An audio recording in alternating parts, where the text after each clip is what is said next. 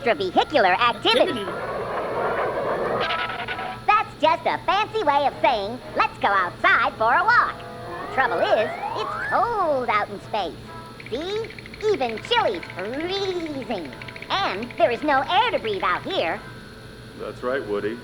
If Americans are ever to walk on the moon, the deadly vacuum of space, with such a suit, why, anyone could take a walk in space, or even a walk on the moon. There you are, snug as a bug in a rug. For a penguin, I mean. Hey, where are you going? Blast off!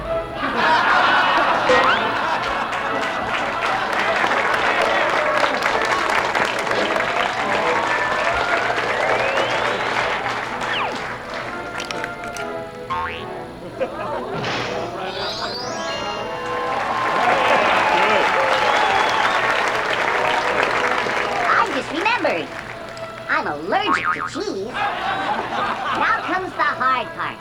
Getting back home. The lunar lander will fly up from the moon and have to not only find the orbiting capsule, but actually grab onto it. Howdy. And home